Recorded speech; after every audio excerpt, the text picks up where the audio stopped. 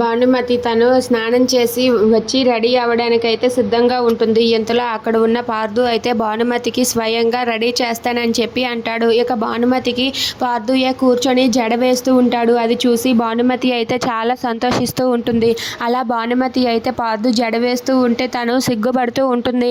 అలా పార్థు అయితే భానుమతికి అయితే జడను వేస్తూ ఉంటాడు. అది చూసి అక్కడ ఉన్న భానుమతి అయితే నవ్వుకుంటూ ఉంటుంది. ఇక పార్థు జడ వేసేశాక బస్ అమ్మాయి అక్కడ ఉన్న పూలని ఇలా ఇవ్వు అని చెప్పి అంటాడు. దాంతో భానుమతి అయితే ఆ పూలను అయితే ఇస్తుంది. ఇక పార్థు అయితే ఆ పూలను చూసి చాలా మురిసిపోతూ ఉంటాడు. ఇక భానుమతికి జడ వేసిన వెంటనే తన చేతులతోనే స్వయంగా భానుమతి తలలో పూలను అయితే పెడుతూ ఉంటాడు. అలా పెడుతూ ఉండగా అది చూసి భానుమతి సిగ్గుపడుతూ ఉంటుంది.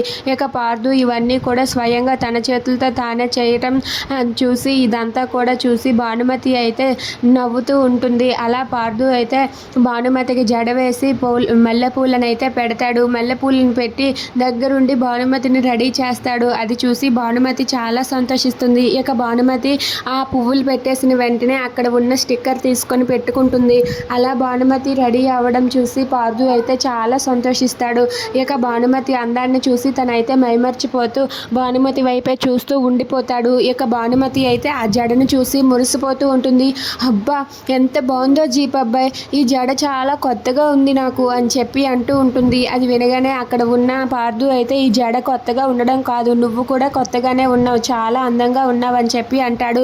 అది వినగానే అక్కడ ఉన్న భానుమతి మళ్ళీ ఆ జడను ముందుకు వేసుకొని చూస్తూ జీప్ అబ్బాయి చాలా బాగా వేశారు, జడ చాలా బాగుంది అని చెప్పి అంటూ ఉంటుంది.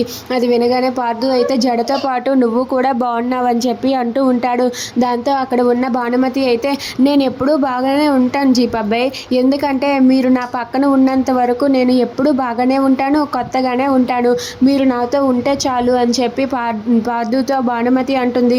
అది వినగానే పార్థు చాలా సంతోషిస్తాడు. ఇక పార్థుని ఎదురుగా నిల్చోబెట్టి మీరు నా బంగారం అంటూ పార్థుకి దిష్టి తీస్తూ ఉంటుంది. అది చూసి పార్థు అయితే నవ్వుతూ ఉంటాడు. అలా భానుమతి పార్థుని పొగిడేస్తూ ఉంటుంది. అది చూసి పార్థు చాలా సంతోషిస్తాడు. అలా వాళ్ళిద్దరూ కూడా సరదాగా మాట్లాడుకుంటూ ఉంటారు.